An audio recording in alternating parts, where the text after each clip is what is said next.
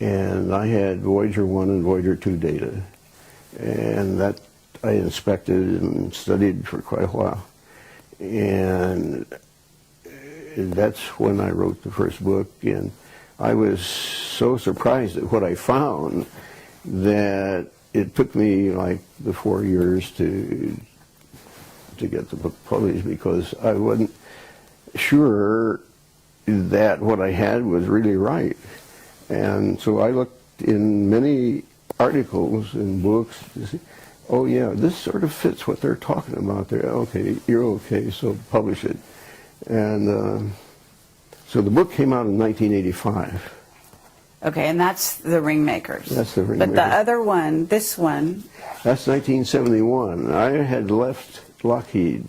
Uh-huh. Okay. Well, did we build it? Pardon? Did we build it? Who built it? The craft? I don't know who built it, but what I found out is these things inhabit Saturn. That's where I first discovered them, and they're proliferating. They're now at Uranus and Jupiter. Wherever you see some rings now, why, that's one of these. You see the craft. Yeah, I call it a ringmaker. Yeah. Okay, you call it a ringmaker. Yeah, and I say it's electromagnetic because I could identify streamline patterns with respect to it that I knew were what we call potential lines, and that says it was electrical. When I worked at Lockheed, I had documents that were indeed top secret. Really? Wow. Oh yeah. And then I went through the first generation of the Polaris underwater launch vehicle, and then I got tapped to go behind closed doors. Oh, you did? Yeah, and I was there for till I got claustrophobia. 3 doors to get to your... Yeah, I had to sign my life away for 30 years. Wow. Is it still in effect right now? No. No? So could you tell me anything? No. You can't? Mm-mm. Why? What would happen? I'd prefer not to find out. Might have seen some craft in those hangars. Is that right? It was my first clue that there was something in space that was different. Okay. I was handed one day a set of data. The guy that gave it to me said, nobody else around here has ever been able to get anything out of these data, and if anybody can, you can. And so I went through it, and I found this one spot of data that really looked interesting. And I slugged through plotting it up. It was quite a difficult task to draw the picture of that. Mm-hmm. And when I got it, you could tell it was something strange. I didn't, at that time, I have seen one on the ground in Antarctica. You have? Not personally, but an image of one, which I wished I had cut out. Right. So no, these things can come in real low. Yeah. They're all sizes. Mm-hmm. It's the same deal as airplanes. You know, they're Cubs and all that kind of. You know. Right, and so when you're talking about the craft in the rings of Saturn, you're talking about something huge, right? Yes. Much bigger than we could even conceive of. I understand. What is it? I don't know. Was it 70,000 square feet? I could, in looking down on the rings, I could see parallel lines crossing the ring, all the rings at once. Mm-hmm. That's about as long as you can get them. That's incredible. But I could tell that those lines demarked the outside of an object. Mm-hmm. So are you sort of saying, when you say you got claustrophobia, I don't know what that means. Do you mean that you became sort of tired of working in this above top secret area? Yeah, no, not tired, and it was very exciting. I got to see everything that went on all over the world. Wow. Nothing much has changed. Yeah?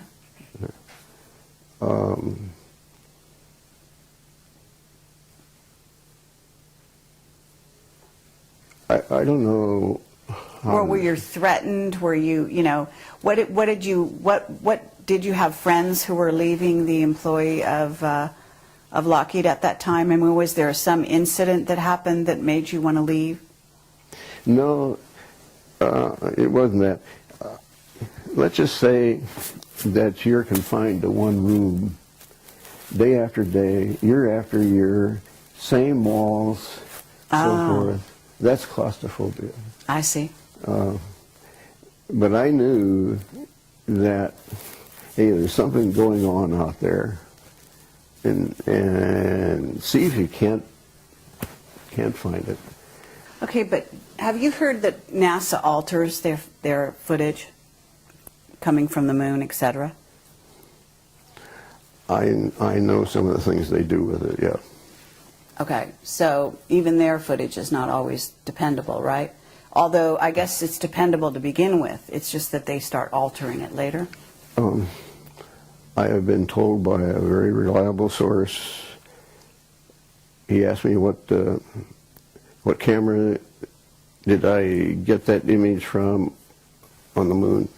I said Hasselblad, and he said that's right. He says, I thought we darkened that enough that you wouldn't find it. Oh, yes. So you were finding things that they thought they covered up. Yeah. Incredible. Yeah. That must have been a lot of fun. And this guy says, well, I suppose you want me to go out and tell everybody about that. I said, no, I don't want to embarrass you. That doesn't make any difference to me. Whatever you want to do is fine with me. I'm just saying I found what you saw. Then we're able to, sort of look at and keep in sort of pristine condition. I'll tell you, at this juncture, I don't know what I have. I finally went to put it in a vault that the people claimed, hey, nobody can get in here, including the government. But unfortunately, somehow, somebody did. Oh, really? Yeah. And what they do, like I have some of it on a laptop, some of it's just on discs and so forth, they garble it. They run it through something and they garble it. So it's no longer... And sometimes there's just nothing on there. And I know that there should be something, and there's nothing. So I don't know how much of the early stuff I can put together. What I do know is I can put together it any time. Okay, so I don't need that old stuff, you can tell people. Really? I don't need it. Because you're familiar with the landscapes, you know where things are. I know where, I'm familiar with the landscape, I know pretty much what's going on. It's sort of simple.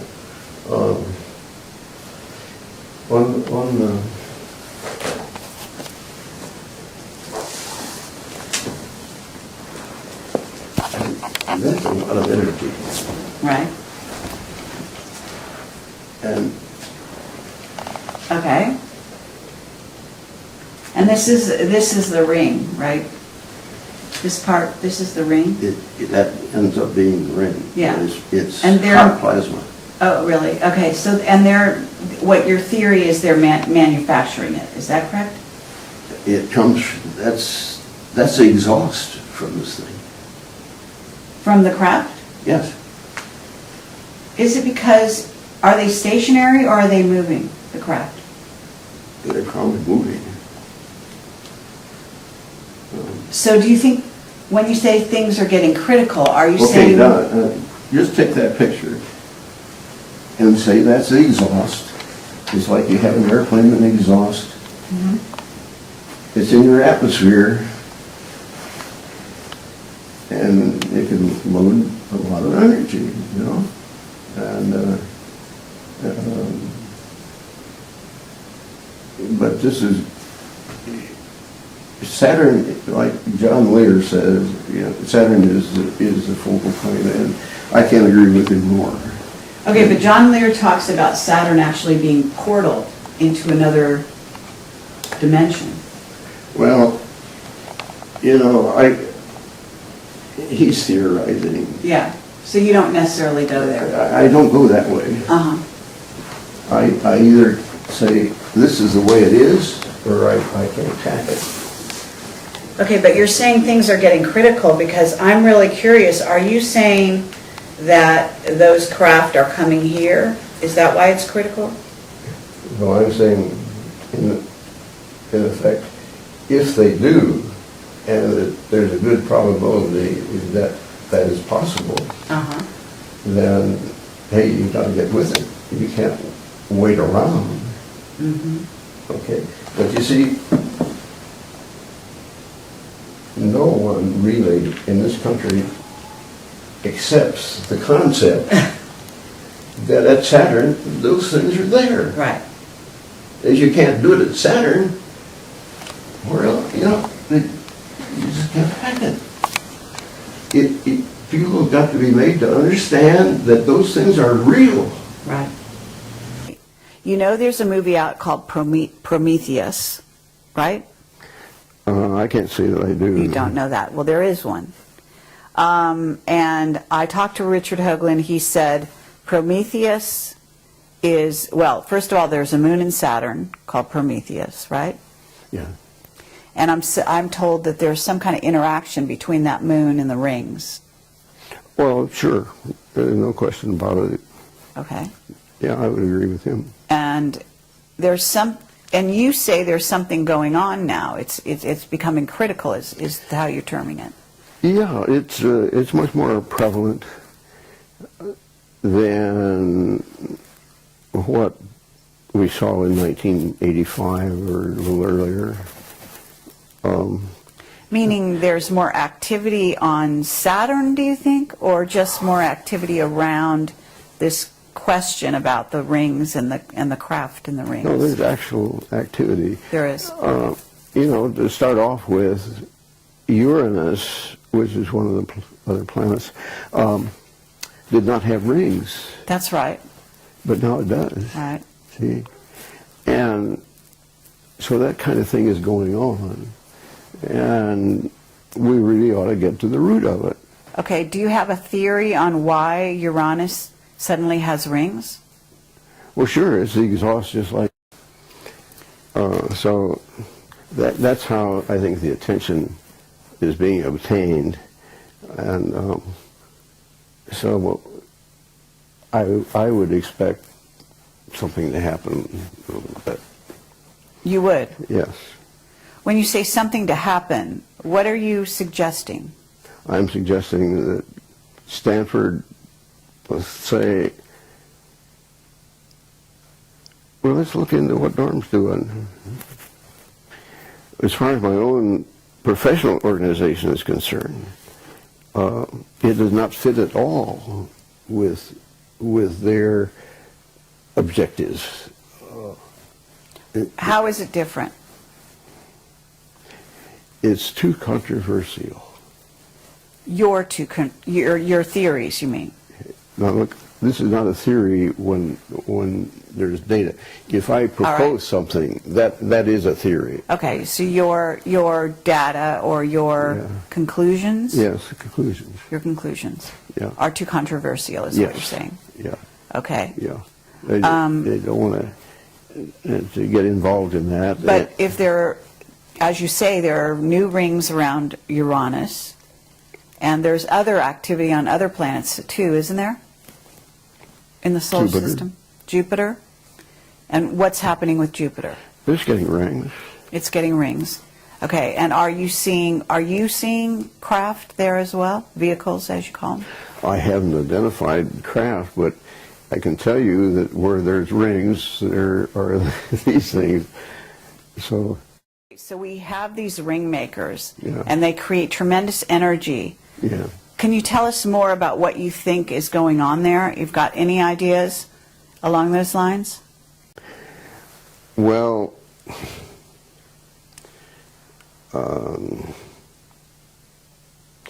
let's just take one that there was this, what do they call them, far lookers, or these psychologists? Oh, remote viewers. Remote viewers, yes. Right, that's what I'm... I just did an interview with somebody there.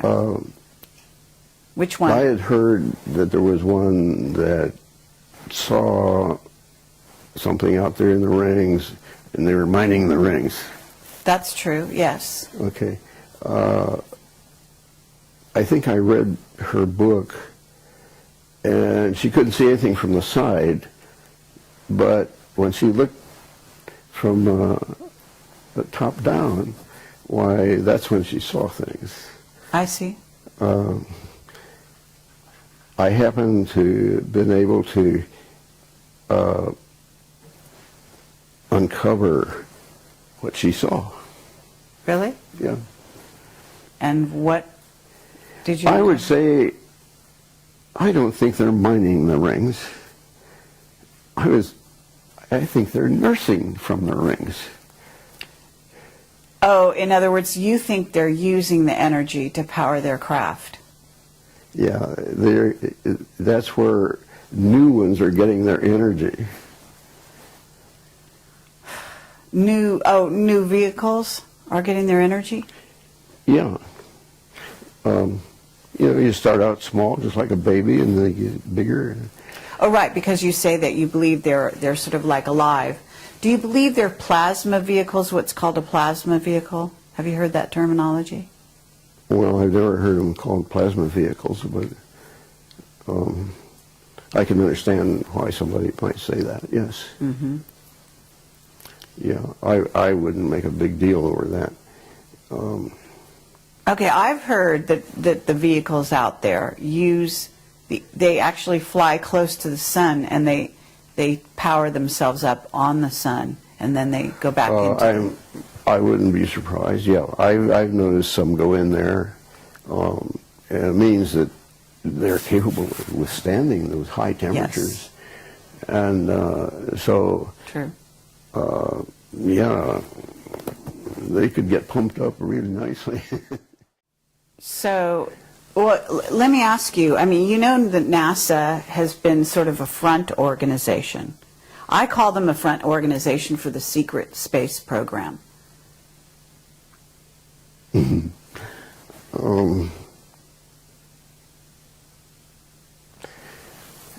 I don't know about being front.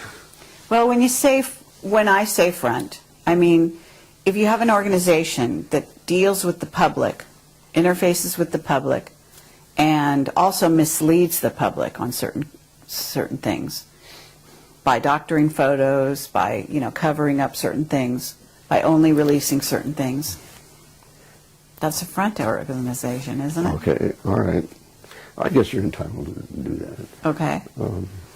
So if we were to look at the situation a little closer and find out who are the insider organizations, certainly Lockheed would qualify. Would you say that the defense industry are all in the know? No. No? No. Lockheed only recently has been getting images themselves. Mm-hmm. And having worked there, I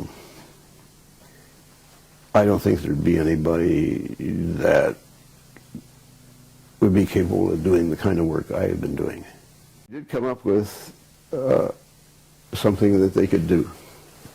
It required the services of one of the gents that knew how to program the computer.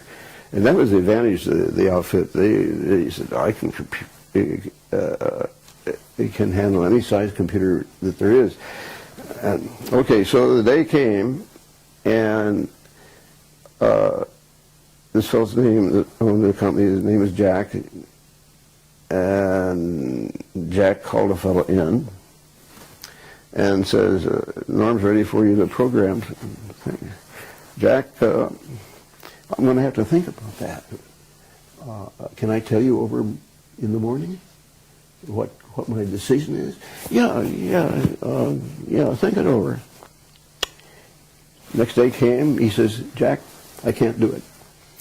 I am an aerodynamic specialist, and if I do this other, I ruin that. It's a no-go. Oh, how interesting. Yeah, that was his attitude. And you check around, and the good guys still have that attitude.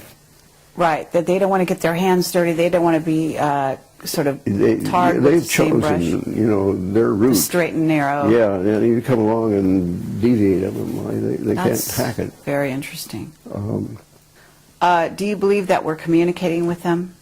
Have you had any evidence of that? Oh, no. You know, we are not capable of doing that. You know, SETI has tried to communicate with extraterrestrials, and they haven't done it yet. They have chosen the type of person, the type of entity that they want to communicate with is somebody that knows how to build radios. Right. That constrains them in their thinking immensely. Right. Okay. There is one flight out to Saturn where the instrument flew by the ring. And the idea was to sense the plasma in there. It had a wide frequency range, and it turned out to be plasma. And so it ticked, and they knew the speed, and they knew the time it took to pass the ring, and so they knew how thick it was. And now that was a plasma indicator. Okay. So it has been measured that indeed there is plasma rings. But you read also where, oh, this is a bunch of broken up moons that got there, and there's confusion in their storytelling. But the rings that are suddenly appearing around Uranus, these are not broken up moons, right? You know, all I can say is, you know, the rings are there, and my interpretation is, by inference, I see the rings, so somewhere there's an EMV, and they're never where you think they're going to be. Of Saturn, and they've seen that there's a hexagonal shape. Yes. You've heard of that? Yes. That seems to support your theory or your conclusions. That's what he said. Do you agree with that? Yeah. Any geometric form can be made. Okay. But you don't see anything. I mean, isn't there a significance to the hexagon in the Saturn symbology? Well, I would never expect a hexagon there, but I have never expected to see some of the other things I've seen either, so I did want to visit Saturn in the write-up I did, because there are some things that need to be fleshed out for people. But he told me that as an engineer, you really ought to get law under your belt, because you know the nomenclature, and these are the guys that are running the country, basically. And they really don't know about some things that they should, but they just do it. And so over a period of 10 years, I got a law degree. Oh, you did? Wow, that's incredible. And on top of everything else you were doing, you got a law degree. I found it just exactly like the prof said, yeah. And that's what made it so easy to go in. To go in to Otherwise, do I wouldn't have done it.